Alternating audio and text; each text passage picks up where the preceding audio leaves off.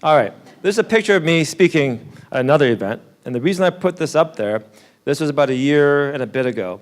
And I was invited by Global Affairs. So the government of Canada in Ottawa said, hey, we want you to come and represent the ICT sector of Canada as we go across Europe trying to get investment and partnerships with these countries. So I'm like, wow. Like I didn't know what to say. I said, of course, sure. So I went to this event, and I'm following up, speaking after the CEO of Bombardier, and I felt totally out of my league. So the question I asked myself, and this is where the epiphany came, is, so how do I crystallize 30-some-odd years of experience in the technology industry into how I got here as what they call a turnaround CEO? It's a term that I don't necessarily like. I've founded a couple companies in my career, but most of the time, I come in after the things have been done, after the founders have left, and there's things to solve, I guess you can call it. That's where I usually come in. So a little bit different approach. So this is where the context, I just want to set the context where I'm going to come from. So when I look at 30-some-odd years of my career as kind of a fixer, what are a few lessons I've learned that I think I still carry with me today? And so we're going to call this The 4 Lessons by Christopher Chong. So number 1, I was talking to some friends saying, hey, I'm doing this thing about lessons learned in life, and they said, yeah, you got to talk about sports.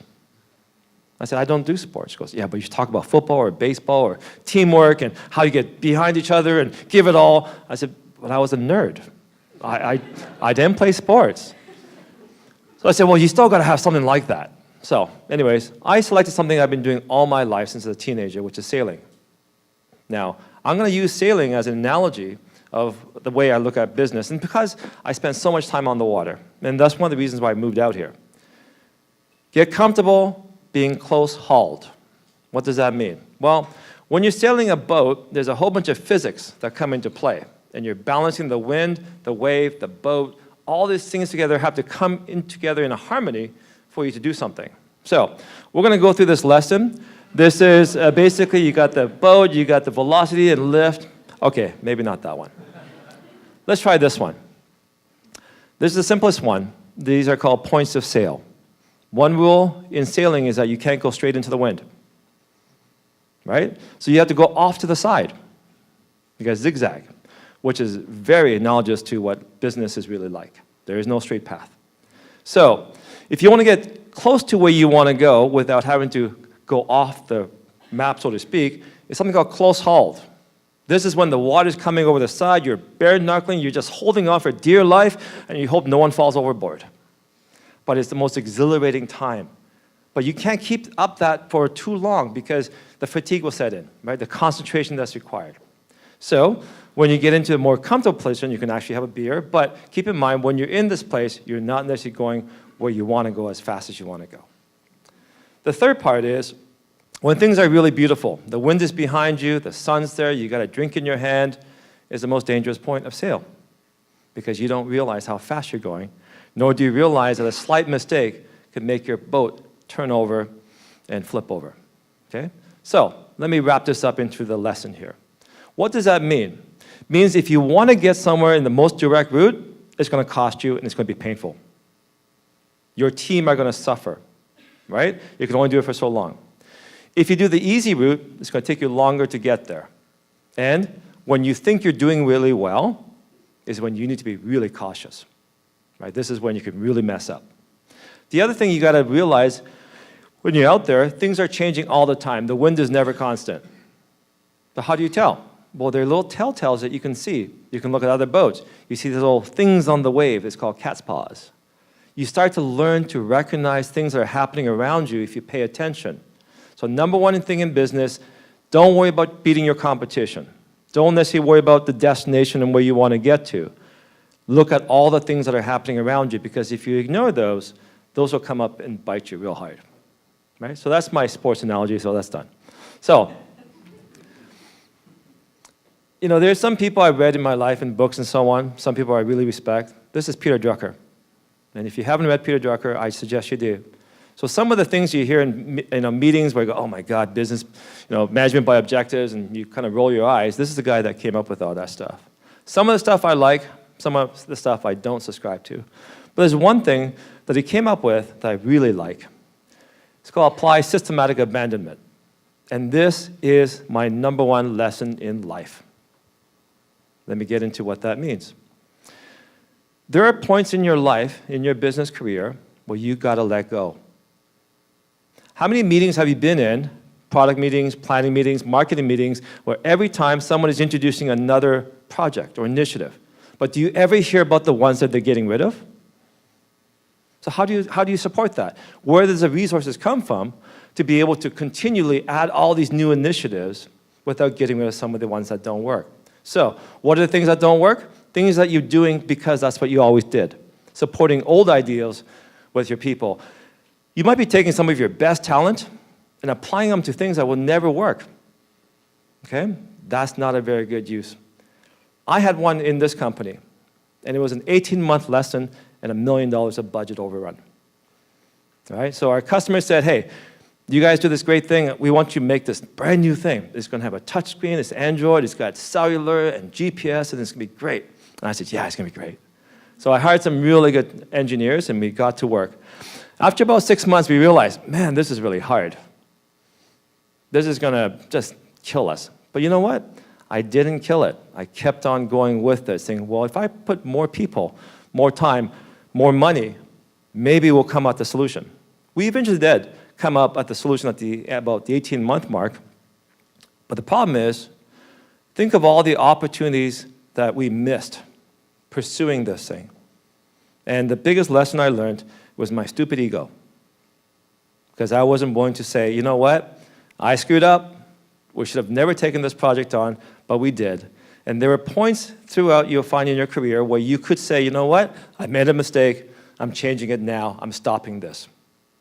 Right? So systematic abandonment. When you look at a project, and this could also relate to dating, okay? When you start a new project, everything looks possible and rosy, right?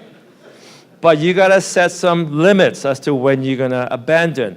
2 cats, you're out of there. Okay? So, Peter Drucker, systematic abandonment, set some of those definitions as to when you're gonna check in and decide you're gonna get rid of it, because if you don't, the other opportunities will never happen. And you're gonna you can also, then when you do that, you can then redeploy your resources. That's a big lesson we learned. So, lesson number 3. There's more to life than fish heads. Okay? This was a book I read as a teenager by Richard Bach called Johnson Livingston Seagull. It's about a seagull who decides one day, you know what, while he's fighting over fish heads with other seagull, there's got to be something better to this, you know?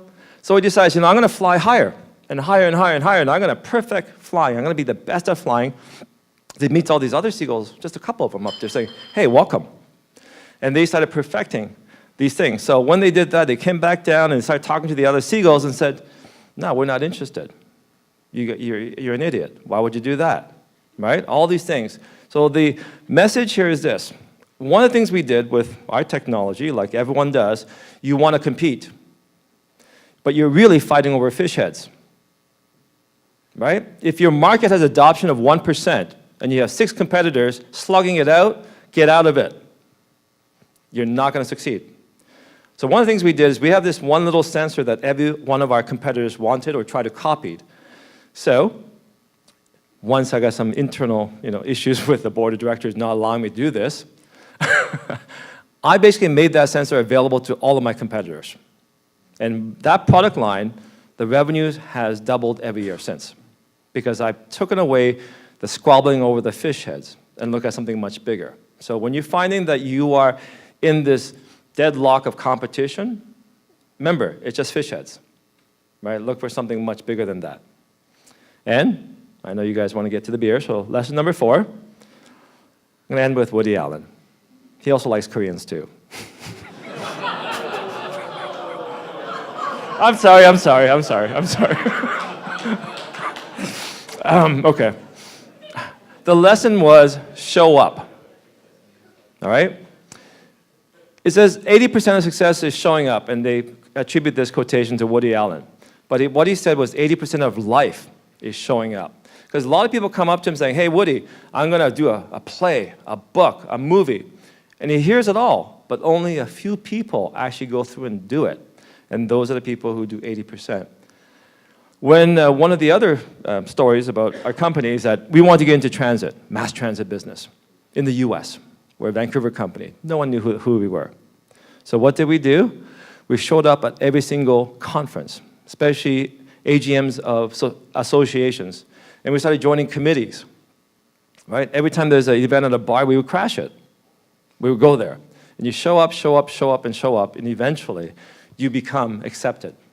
Now, Woody Allen, you look at this guy, he's not the, what you think of a movie actor, but guess what? He showed up all the time for every audition, and when he failed, he kept on doing it. So, if 80% of your success is showing up, the other 20% is following up. So I commend you guys for showing up today on this crazy, rainy Vancouver day or night, and you showed up. This is the start, right? You can meet people, connect, make things happen. So those are the 4 lessons I've learned in my life as a turnaround CEO in 30-some-odd years, and I hope you find it useful. Thank you.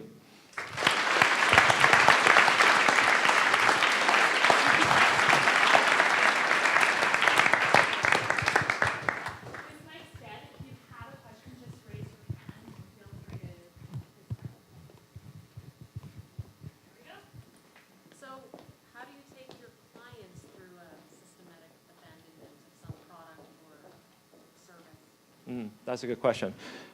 It's tough because they're the ones paying the bill. And customers always will get into scope creep, no matter what. No matter, even you say in the contract, thou shalt not scope creep. They will, either. No matter what, they'll do it. One of the ways I do it is by basically sending them extra invoices every time they do. That seems to usually help them understand that there is a resource and monetary effect to the things that they want to do.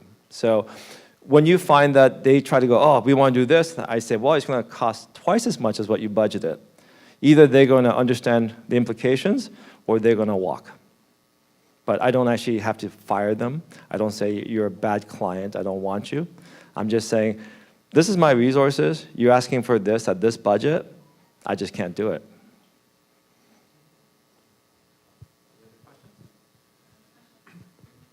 You talked about the challenge of, what was the angle? You're just off to the left of the wind? What was that? Yeah, close haul. Close haul. So yeah. You said that's really hard. It's hard. Your boat's leaned over, water's coming over, you got to go onto the high side, everyone's got to hang over. It's tough, but you're the closest to the destination you want to go. Okay, so maybe this is a total lowball, but how do you distinguish that from a situation that you just need to bail on? Then if you're going to bail, then I don't even enter it. That's the way I look at it. Like, before, like, when you're racing these boats, they have something called perf rating. They rate boats against each other. Because you can't have a boat that's, America's Cup against someone who's a weekend cruiser. It doesn't work. Like, don't think that you can just compete because you have the will. So this is why I'm saying, like, just don't. Does that answer your question at all? Kind of. Like, when to bail, right?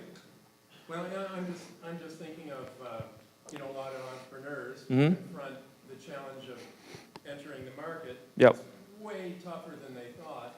Mm-hmm. And instinct would have most of us say, oh, screw this. I'm going to take clams. I understand. Okay. But, there's a difference between things being really hard and therefore you giving up, right? Yeah. Versus it's hard, but you also know that you're right. Sometimes it's better to be right than to be popular. Because you can be popular, but you won't get much done. So if you know deep down inside and your team is on board with you that what you guys are doing is right, then you just hold on as long as you can, and you get as far ahead of the competition as you can. But the ditching part,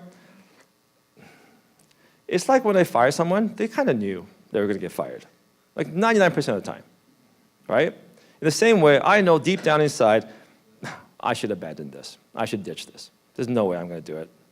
So you just got to listen to that gut. and actually be honest with yourself. And like you said, check your ego, right? Easy to say.